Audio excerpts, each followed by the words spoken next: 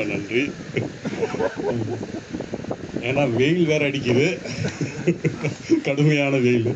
Anyhow, இப்போ நான் ஆரம்பிக்கும் போது என்ன சொன்னேன்னா, ஸ்தாபகாயச்ச தர்மஸ்ய அப்படிங்கிற ஒரு வார்த்தை சொன்னேன்.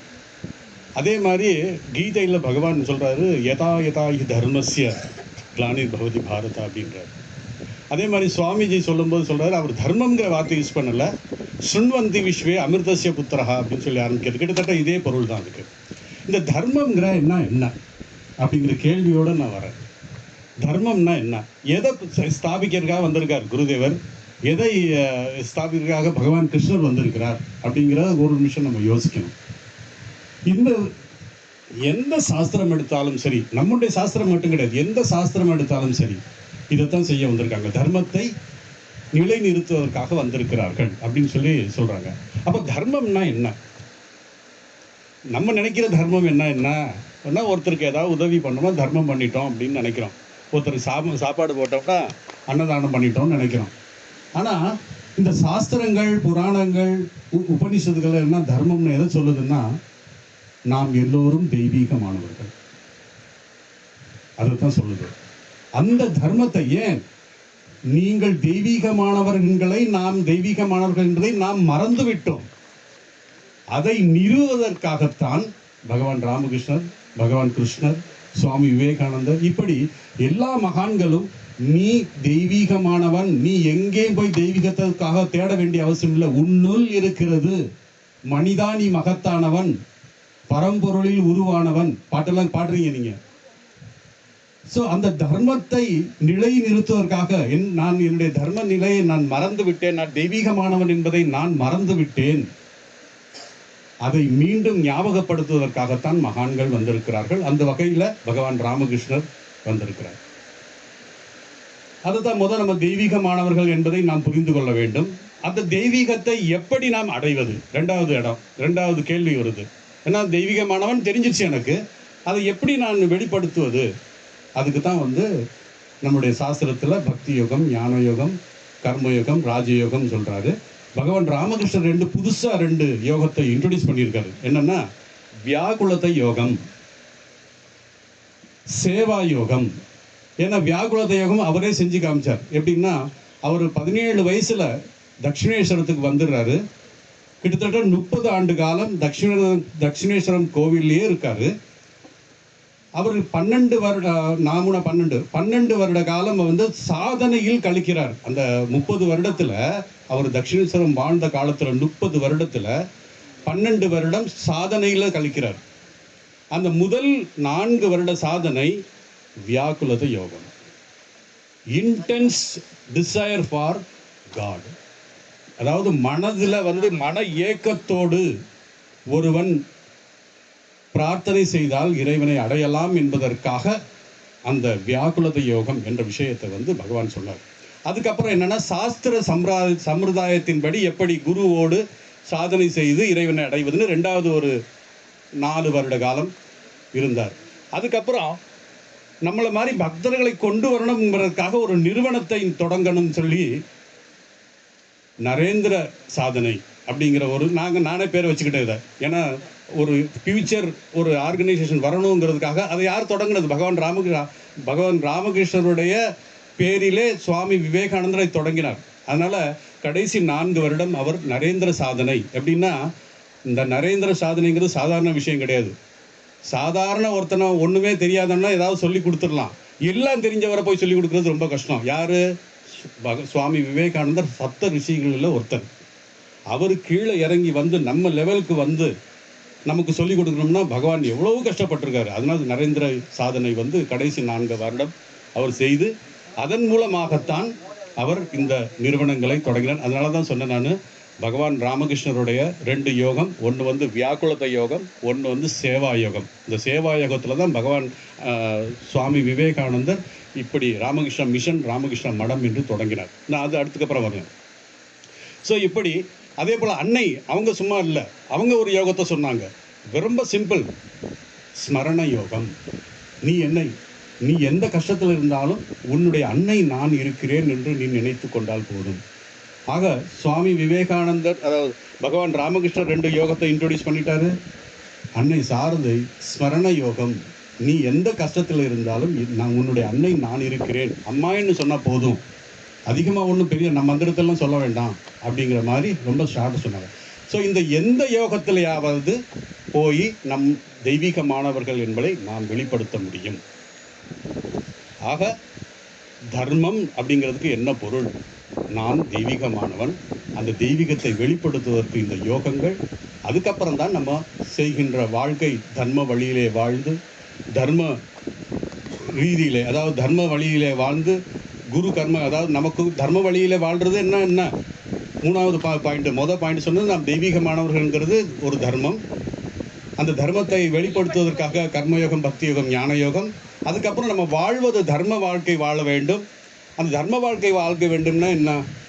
பகவத்கீதையில் ஒரு ஸ்லோகம் 3வது அத்தியாயத்தில் ஒரு நியதம் குரு கர்மஸ்துவம் கர்ம ஜாயோஷிய கர்ம சரீர யாத்ராபி ந பிரசித்தைய அகர்மனகன்னு சொல்கிறாரு.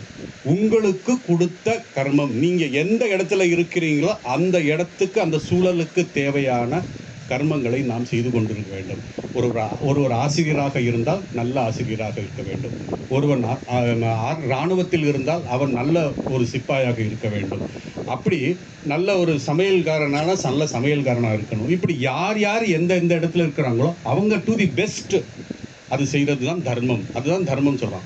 ஆக இந்த தர்மம் அப்படிங்கிறதுக்கு 3 அர்த்தங்கள்.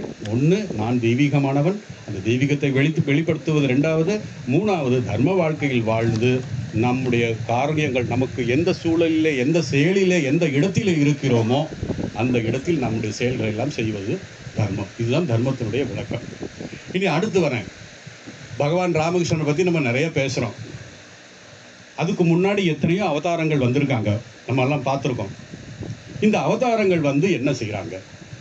தர்மத்தை நிறுவுகிறாங்க, நம்ம யாருங்கிறத சொல்கிறாங்க. அது ஒன்று சொல்லிட்டேன். ஒவ்வொரு அவதாரம் வரும்போது இங்கே நல்லா யோசிச்சிங்கன்னா 4 விஷயம் நடக்கும். எத்தனை விஷயம்? 4 விஷயம். முதல் விஷயம் என்னன்னா, அவருடைய ரூபம், அவருடைய உருவம் நமக்கு தியானம் செய்கின்ற ஒரு விஷயமாக இருக்கும், ஒரு ஆப்ஜெக்ட். நம்ம தியானம் பண்ணுறதுக்கு இன்றைக்கி நம்ம என்ன சொல்கிறோம்? என்ன சொல்கிறது? அவருடைய நாமம் அல்லது அவருடைய ரூபம், 2 ஏதாவது ஒன்று நம்ம தியானம் பண்ணுவோம் இல்லையா? 1. 2வது, இது இது இது முதலாக ஒவ்வொரு அவதாரத்தினுடைய ரூபம் நமக்கு தியானத்தினுடைய ஆப்ஜெக்டாக இருக்கிறது, ஒரு பொருளாக, ஒரு விஷயமாக இருக்கிறது. 2வது, அவருடைய நாமம் மகாமந்திரம். ஏன்னா உங்களுக்கு தெரியும், இப்போ நீங்கள் எல்லாருமே இங்கே மந்திர தீட்சை வாங்கினவங்க இருப்பீங்க. கடைசி பார்த்தீங்கன்னா குருதேவருடைய நாமம் இருக்கும். இது அவருடைய நாமத்தினால் நமக்கு அது நம்முடைய சாஸ்திரத்திலே இருக்குது. சகுண பிரம்மத்திலிருந்து நிர்குண பிரம்மத்துக்கு போகணுங்கிறதுக்காக அவருடைய நாமத்திலிருந்து கொஞ்சம் கொஞ்சமாக நம்ம பண்பட்டு நிர்குண பிரம்மமாக்கிய பரம்பொருளை, நிர்குண பிரம்மங்கிறது நாம ரூபம் எதுவும் இல்லாத ஒரு இடத்துக்கு நம்ம போகணும். அதனால் என்ன சொன்னேன்? அவருடைய ரூபம், அதுக்கப்புறம் அவருடைய நாமம், அதுக்கப்புறம் அவருடைய பொன்மொழிகள், அவருடைய வாழ்க்கை நமக்கு உபனிஷத், நமக்கு சாஸ்திரம். இது 3வது. ஒவ்வொரு அவதாரம் வரும் பொழுது இந்த 3, எந்த அவதாரம் வந்தாலும் இந்த 3 நடக்கும். 4வதாக ஒரு நிறுவனம் அதுக்கு பின்னாடி தொடங்கும். இப்போதான் ராமகிருஷ்ண மிஷன், ராமகிருஷ்ணன் இது எங்கேருந்து ஆரம்பிச்சதுன்னா புத்தருடைய காலத்துல இருந்தா. அதுக்கு முன்னாடி அது தேவைப்படலை, கிருஷ்ணருடைய காலத்துல எல்லாம் தேவைப்படலை அது, அதனால அதை விட்டுட்டாங்க. ஆனால் புத்தருடைய காலத்துல இருந்து ஒரு நிறுவனம் பின்னாடி வரும். அந்த நிறுவனம் என்ன பண்ணுவோம் அப்படின்னா, இந்த மாதிரி பக்தர்களை எல்லாம் ஒன்று கூட்டி ஒரு சத்சங்கம் வெட்ட வெளியில் நடக்கணும்னு இருக்குது. அந்த வெட்ட வெளியிலேயும் இவ்வளோ இதுலேயும் நம்ம இந்த பக்தர்கள் கூடி எவ்வளோ அமைதியாக, ரொம்ப அருமையாக, எல்லாம் ரொம்ப அட்டென்டிவாக வேறு கேட்டுக்கிட்டு இருக்கீங்க. இது கூட ஒரு பெரிய ஹாலில் கூட நடக்காது இந்த மாதிரி. ஆனால் பக்தர்கள் ரொம்ப தீவிர பக்தர்கள்னு சொல்லணும், அப்படின்னா ரொம்ப சின்சியராக இருக்காங்க அப்படின்னு சொல்லணும். ஸோ இப்படி இந்த நிறுவனம் தொடங்குவதற்கு அந்த அவதாரம் ஒரு காரணமாக இருக்கும். இந்த நிறுவனம் பொதுவாக எதுக்குன்னா, அவர்களுடைய வாழ்க்கை, அவருடைய உபதேசங்கள் எந்தவித மாற்றம் இல்லாமல், ஏன்னா புதுசாக ஒரு புது கதையெல்லாம் சொல்லுவாங்க.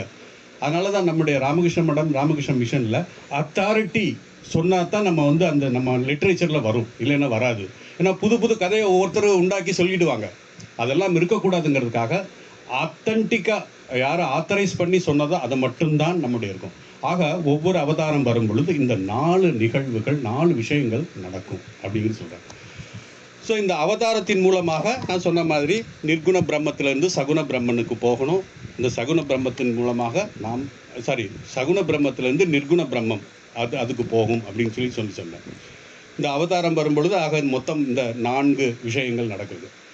இப்போ நம்ம காலையிலேருந்து கேட்டுக்கிட்டு இருக்கோம். பகவான் ராமகிருஷ்ணருடைய விஷயங்கள் நிறைய சொன்னார், பாண்டரங்கன் ஐயா சொன்னார், அதுக்கப்புறம் விஸ்வநாதன் ஒரு விஷயம் சொன்னார், இப்படி ஒவ்வொரு விஷயம் சொல்கிறார். பகவான் ராமகிருஷ்ணன் அமுதமொழிகளில் பார்த்தீங்கன்னா முதலாவது அத்தியாயத்திலேயே மொத்தம் 2 வால்யூம் இருக்குது. முதலாவது வால்யூம்லேயே வால்யூம்லேயே என்ன சொல்கிறாருன்னா இந்த அமுதமொழிகளுடைய சாரம் அதில் சொல்லிடுறாரு. அந்த அமுதமொழியுடைய சாரம் ஏன் அப்படின்னா இப்போ வேதம், வேதாந்தம், அதுலேருந்து உபனிஷத்து, அதுலேருந்து பகவத்கீதை, அதுலேருந்து ஏகப்பட்ட சாஸ்திரங்கள்லாம் வந்திருக்கு. ஆனால் அதெல்லாம் நமக்கு புரியுமோ? புரியாது. அதனால தான் எளிமையாக சரள் கதா அப்படிம்பாங்க பெங்காலியில். எளிமையாக சின்ன சின்ன கதையின் மூலமாக அந்த வேதத்தையே கொடுத்துருக்காங்க இங்கே.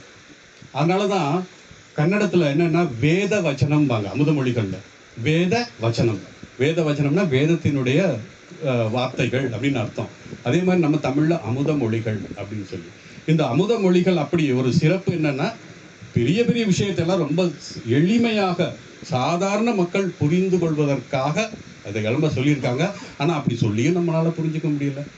காரணம் என்னென்னா நேரம் வரணும், எல்லாத்துக்கும் நேரம் வரணும். அதுக்காக விட்டுறக்கூடாது. திரும்பி திரும்பி திரும்பி திரும்பி திரும்பி நம்ம சொல்லிக்கிட்டே இருக்கணும். அதை திருப்பி கேட்கும்போது ஏன்னா பாட்டு திருப்பி திருப்பி கேட்கலாம். அன்னபூரணி, சாரதாமன்னு பாட்டம் அதெல்லாம் எத்தனை தடவை கேட்டாங்கண்ணா. ஆனால் நான் திருப்பி பேசிட்டு இன்னும் ஒரு 1/2 மணி நேரத்துக்கு அப்புறம் திருப்பி என் பேச்சு கேட்பீங்களா? நீங்கள்லாம் கஷ்டம், கேட்க முடியாது திருப்பி. அதனால் பாட்டு கேட்கலாம், பேச்சு கேட்கலாம். இருந்தாலும் நம்ம ட்ரை பண்ணி அதில் என்னென்னா அந்த விஷயங்களை நம்ம உள்ளே கொண்டு போகணும். அதுதான் விஷயம்.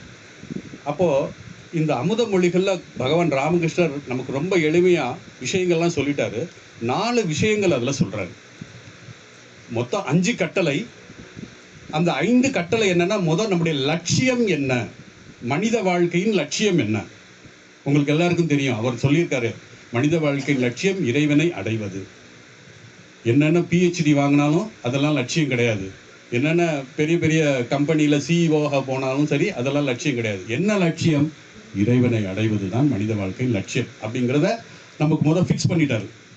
சரி, அந்த எப்படி அந்த இறைவனை அடைவது, அந்த லட்சியத்தை எப்படி அடைவது அப்படின்னு சொல்றதுக்கு அவரே ஒன்று சொல்றாரு. முதல் ஸ்டெப் சத் சங்கம். சத் சங்கம்னா இதுதான் சத் சங்கம். நம்ம எல்லாருமே சேர்ந்து நல்ல விஷயங்கள் கேட்டுக்கிட்டு இருக்கோம். அந்த சத் சங்கம் எப்பேற்பட்ட ஒரு மகிமையை கொடுக்கும். சத் சங்கத்துவம் சார், நீங்க ஏதோ சொல்வீங்களே இதுல நிச்சங்கத்துவம், அது கடைசி எங்க முக்தியில போய் நிற்கும். அதனால ஆரம்பிக்கிறது சத்சங்கம். முதல் ஸ்டெப்பு ஆன்மீக வாழ்க்கையில முதல் ஸ்டெப்பு என்னன்னா சத் சங்கம். சத் சங்கம் அப்படிங்கிறது இது இந்த காலத்தை தங்கல புராண காலத்துல இருந்திருக்கு. நான் ஒரு உதாரணம் சொன்னேன். பரீட்சித் மகரிஷியோடைய மகாராஜாவுடைய கதை உங்களுக்கெல்லாம் தெரியும். அவருக்கு என்ன சாபம்? 1 வாரத்துல பாம்பு தீண்டு இறந்து விடுவார் அப்படின்னு சொன்னான். அப்ப அவருக்கு என்ன சொன்னாங்க? அதுக்கு என்ன ரெமிடி? நீ பாகவதம் கேளுங்க, பாகவதம் கேட்டோம்னா முக்தி அடைஞ்சிடலாம். ஸோ எந்த நேரத்தில் அவர் ஐயோ ராஜாவாக இருந்தவர் எல்லா அனுபவத்தையும் எல்லாம் அனுபவிச்சிட்டாரு. அவருடைய சாபம் பாம்பு தீண்டு இறக்க வேண்டும் என்று. அப்போ அந்த நேரத்தில் நீ இது கேளு, பாகவதம் கேளு, உனக்கு முக்தி கிடைக்கும் அப்படின்னு சொல்லினால உங்களுக்கு தெரியும், இந்த கதையெல்லாம் நமக்கு தெரியும். ஆனால் மகேந்திரநாத் குப்தா இந்த அமுதமொழிகள் எழுதினவரே அந்த மாதிரி சூழல்ல தான் வந்திருக்காரு. அவர் வேலூர் திருமணம், அதாவது தட்சிணேஸ்வரத்துக்கு குருதேவரை சந்திக்க வர்றதுக்கு முன்னாடி குருதேவரை சந்திக்க வந்தார். ஆனால் அவருடைய இன்டென்ஷன், அவருடைய நோக்கம் என்ன இருந்ததுன்னா தற்கொலை செய்து கொள்ள வேண்டும் என்று தான் வந்திருக்காரு. அந்த பக்கம் சும்மா அப்படியே சுற்றி பார்க்கும்போது வந்தார். போய் இந்த நல்ல கார்டன் இருக்குன்றாங்க அப்படின்னு சொல்லி இங்கே வந்தார். அவருடைய நண்பரோட இதை பார்க்குறாரு. பார்க்கும் பொழுது குருதேவரை பார்க்கும் பொழுது அவருக்கு என்ன ஞாபகம் வந்ததுன்னா சுகதேவரே பரீட்சித்துக்கு உபதேசம் பண்ற மாதிரி ஒரு எண்ணம். ஏன்னா அவருக்கு 1 வாரம் தான் டைம். இவர் தற்கொலை பண்ணிக்கிறதுக்கு போனவர். நின்றுட்டார். ஆஹா, இப்பேற்பட்ட ஒரு வார்த்தைகள் அவர் சொல்றாரு அப்படின்னு சொல்லி அவருக்கு சுகதேவர் ஞாபகம் வந்தது. ஏன்னா அவர் நம்ம மகேந்திரநாத் குப்தா பூரா அப்போ தான் கோபிகா கீதம் தவகதாமிருதம் பற்றி அவர் பாண்டங்கனையாவது விளக்கம் கொடுத்தாரு. இந்த தவகதாமிருதம் தப்த ஜீவனம்ங்கிறது வந்து கோபிகா கீதம். அதனால பாகவதம் தான் அவர் என்னதான் ஒரு மேல்நாட்டு படிப்பெல்லாம் படிச்சிருந்தாலும் அவருடைய பேக்ரவுண்டு பூரா பார்த்தீங்கன்னா மகேந்திரநாத் குப்தா பாகவதம் தான். அதனால தான் அவருக்கு அந்த பரீட்சித் ஞாபகம் வந்தது. ஸோ வந்து சத் சங்கம், முதல் ஸ்டெப், ஆன்மீகத்துக்கு முதல் ஸ்டெப் சத் சங்கம். ரெண்டாவது தனிமையிலே இறைவனுக்காக பிரார்த்தனை செய்தல். அது நம்ம பார்த்துருக்கோம், ஒரு பார்த்துருக்கோம், தனிமையிலே இறைவனுக்காக பிரார்த்தனை செய்தல். ஏன் ரெண்டாவது இதை சொன்னார் அப்படின்னா, இந்த சத்சங்கத்தின் மூலமாக நமக்கு என்ன கிடைக்கும்னா, இறைவன் இருக்கிறார், அவர் நம்மை காத்து கொண்டிருக்கிறார், நம்மை எல்லா விஷயத்துக்கும் வழி நடத்துவார் என்ற மனதிலே உறுதியான எண்ணம் எப்போ வரும்னா சத்சங்கத்தின் மூலமாகத்தான் வரும். அதனால நீங்க சத்சங்கம் விட்டுறாதீங்க. அதுதான் முதல் அடிப்படை, ஆன்மீகத்துக்கு அடிப்படையே சத்சங்கம் தான். இந்த இது உறுதியானா தான் நீங்க தனிமையிலே போய் பிரார்த்தனை பண்ண முடியும், இல்லைன்னா பண்ண முடியாது. இப்படிதான் ஒரு பிரம்மச்சாரி ஒரு குருநாதர்கிட்ட பாடம் படிச்சுக்கிட்டு இருக்காரு. அவருக்கு என்ன அந்த பாடம் படிக்கிறோம் என்னதான் இப்போ தனிமையில் போய் நான் வந்து சாதனை செய்யணும் அப்படின்னு சொல்லி ஒரு நாள் குருதேவர்கிட்ட கேட்குறாரு. அவருடைய குருநாதர்கிட்ட கேட்குறாரு, இந்த மாதிரி நான் கொஞ்ச நாள் தனிமையிலே போய் சாதனை செய்யணும்னு நினைக்கிறேன் அப்படின்றாரு. அவர் பார்க்குறாரு, இவன் ஒன்றும் சரிப்பா நீ வேணா தடுத்தா அப்புறம் இதாகும்னு சொல்லிட்டு சரி நீ போயிட்டு வா அப்படின்னு சொல்கிறாரு. அவர் ஒரு ஆற்றங்கரைக்கோ ஒரு ரிவர் பேங்க், அதாவது ஒரு ஆற்றங்கரையில் இருக்கிற ஒரு மரத்தடியில் போய் நம்ம வந்து நிம்மதியாக பகவான் நாமத்தை சொல்லலாம் அப்படின்னு சொல்லி போனார். போய் உட்கார்ந்து கொஞ்சம் சாதனைகள் செய்ய ஆரம்பித்தார். அந்தி மாசம், அதாவது விடிய சூரிய அஸ்தமனம் ஆகின்ற நேரம், அந்த குளத்து கரையில் இருந்த அந்த தவளைகள்லாம் கட்ட கட்ட கட்ட கட்டன்னு கத்த ஆரம்பிச்சிருச்சு. அப்போ அந்த விட்டில் பூச்சி அது பாட்டுக்கு சத்தம் போடுச்சு. என்னடா வம்பா இருக்கு, ஆசிரமத்திலாச்சும் கொஞ்சம் நிம்மதியா இருந்த இங்க இந்த தவளைகள் எல்லாம் வந்து என்னைய நாமத்தையே சொல்ல விட மாட்டேங்குது, டிஸ்டர்ப் பண்ணுது அப்படின்னு சொல்லிட்டு, பகவானே உனக்கு கண்ணு இல்லையா, ஏதாவது நம்ம தப்பு பண்ணிட்டோம்னா பகவானை தான் சொல்லுவோம், உனக்கு கண்ணு இல்லையா காது இல்லையா அப்படின்னு கேட்போம். அந்த மாதிரி அந்த பிரம்மச்சாரி என்ன கேட்டார், நீ இந்த மாதிரி நான் தனிமையிலே வந்து சாதனை செய்யணும்னு நினைச்சேன், இந்த தவளை போடுற சத்தம், இந்த விட்டில் பூச்சி போடுற சத்தம் பார்த்தா என்னால் நிற்க முடியல அப்படின்னா. அப்போ பகவான் சொன்னார், நீ எப்படி தனிமையில் வந்து நாம சொல்ல நினைக்க, அதே மாதிரி தான் அந்த தவளை தன்னுடைய பாஷையில் வந்து இது தன்னுடைய நாமத்தை சொல்லுது, இந்த பூச்சி தன்னுடைய நாமத்தில் சொல்லுது. அதனால் அதை பற்றி நீ கவலைப்பட வேண்டாம், நீ உன் பாட்டுக்கு ஜபம் பண்ணு, நீ நாமத்தை சொல்லு அப்படின்னு சொல்லி சொல்கிறார். ஆக தனிமையிலே போய் இறைவனுக்காக பிரார்த்தனை செய்யும் என்றால் மன உறுதி வேண்டும். இது ரெண்டாவது. மூணாவது என்ன சொன்னா, விவேகம், எது நல்லது எது கெட்டது, எது என்னை இறைவனிடம் கொண்டு செல்லும், எது என்னை இறைவனிடம் விளக்கும் என்ற ஒரு விவேகம் வேண்டும். அறிவுபூர்வமாக இதையெல்லாம் சிந்திக்க வேண்டும் அப்படின்னு சொல்லி சொல்றார். ஸோ விவேகம் மூணாவது. முதலாவதாக சத்சங்கம், ரெண்டாவதாக தனிமையிலே இறைவனுக்காக பிரார்த்தனை செய்தல், மூணாவதாக விவேகம், எது நல்லது எது கெட்டது என்பது, எது என்னை இறைவனிடம் கொண்டு போகும் என்பது ஒரு விவேகம் வேணும் அப்படிங்கிறதுக்காக. இந்த விவேகத்தை பற்றி பேசும்போது பகவான் ராமகிருஷ்ணன் அருமையான ஒரு கதை சொல்றார். உங்களுக்கு நீங்கள் எல்லாம் படிச்சிருப்பீங்க. இது வந்து கிரியேட்டட் ஸ்டோரி. கிரியேட்டட் ஸ்டோரினா நம்முடைய புராணத்தில் இருக்க ஒரு ஞானி, ஆனால் விவசாயி. அவர் தன்னுடைய இதில் விவசாயம் செஞ்சுக்கிட்டு இருக்கும்போது அவருக்கு ஒரே ஒரு மகன் தோட்டத்தில் வேலை செஞ்சுக்கிட்டு இருக்கும்போது, வயலில் வேலை செஞ்சுக்கிட்டு இருக்கும்போது ஓடி வந்து சொல்கிறார், உங்களுடைய ஒரே மகன் இறந்து விட்டான் அப்படின்னு சொல்லி. அப்படியா அப்படின்னு கொஞ்சம் கூட ரியாக்ஷனே இல்லை, அப்படியே வந்தார். வீட்டுக்கு வந்தார். அம்மா அதாவது அந்த மகனுடைய அதாவது மனைவி ஐயோ ஐயோன்னு அழுதுகிட்டு இருக்காரு. ஆனால் இவர் கொஞ்சம் கூட அப்படியே அசராமல் இருக்கார். அப்போ சொல்கிறாங்க, பாரு என்ன மனசில் கல் மனசு, ஒரு சொட்டு தண்ணி வருதா அப்படின்னலாம் அந்த அம்மா சொல்லிட்டு இருக்காங்க. அதுக்கப்புறம் முடிஞ்சதுக்கப்புறம் அவர் சொல்கிறாரு, நேற்று இரவு நான் ஒரு கனவு கண்டேன். அந்த கனவுல எனக்கு 7 மகன்கள், நான் ஒரு மகாராஜா, எனக்கு 7 இளவரசர்கள், 7 இளவரசர்கள் இருந்தாங்க. எல்லாருமே படிப்பிலும் எல்லா விஷயத்திலும் சிறந்தவர்களாக இருந்தார்கள். அப்போ கனவு போன உடனே அவங்க அந்த இதெல்லாம் போயிட்டாங்க, இறந்துட்டாங்க. இப்போ நான் அந்த 7 இளவரசருக்காக நான் அழுகிறதா, அல்லது உன்னுடைய ஒரே குரங்கு மூஞ்சி உள்ள மகனை நான் நினைக்கிறதா அப்படிங்கிற மாதிரி சொல்கிறேன். ஸோ இது விவேகம். இது வந்து நம்முடைய புராணத்தில் இருக்கிற கதை. இன்னொரு கதை, இது வந்து மகேந்திரநாத் குப்தா வாழ்க்கையில் நடந்த ஒரு விஷயம். என்னன்னா, பகவான் ராமகிருஷ்ணர் சமாதி ஆனதுக்கப்புறம் உங்களுக்கு தெரியும், அந்த மகேந்திரநாத் குப்தாவுடைய வீடு, நீங்கள் இப்போ வேலூர் மடத்துக்கு போயிருந்தால் பார்த்துருப்பீங்க. அந்த வீட்டில் தான் அவர் வாழ்ந்துக்கிட்டு இருந்தார். ஒரு நாள் அவங்க வீட்டில் ஏதோ நிறைய பேர் வந்து போயிட்டு இருந்திருக்காங்க. ஒரு சாது ஒருத்தர் வந்திருக்கார். பகவான் ராமகிருஷ்ணனுடைய இன்ஸ்ட்ரக்ஷன் யாருக்கு, மகேந்திரநாத் குப்தாவுன்னு, எந்த சாது வந்தாலும் உட்கார வச்சு ஒரு கிளாஸ் தண்ணி கொடுத்து ஏதாவது இனிப்பு கொடுக்கணும் அப்படின்னு சொல்லி. ஸோ வந்து போயிட்டு இருக்காங்க நிறைய பேர். இந்த சாது அப்படியே முழிச்சுக்கிட்டே வர்றாரு. அவர் சாது வந்திருக்காரு அப்படின்னு சொன்னாலே மகேந்திரநாத் குப்தா அவரை கூப்பிட்டு ஒரு இடத்துல உட்கார வச்சு அவருக்கு ஒரு கிளாஸ் தண்ணி கொடுத்து ஒரு கொஞ்சம் இனிப்பெல்லாம் கொடுத்து பேசிகிட்டு இருக்காரு. பேசிக்கிட்டு இருக்கும்போது என்ன அப்படின்னு கேட்குறாரு அந்த சாது. மகேந்திரநாத் குப்தாட்ட கேட்குறாரு, என்ன வந்துட்டு நிறைய பண்ணும்போது, அதே இதெல்லாம் ஒன்றுமே இல்லை, இல்லறத்தர்கள் வீட்டில் நடக்கிற விஷயம்தான் அப்படின்னு சொன்னார். அப்போ கொஞ்ச நேரம் பேசிட்டு அந்த சாது போயிட்டார்.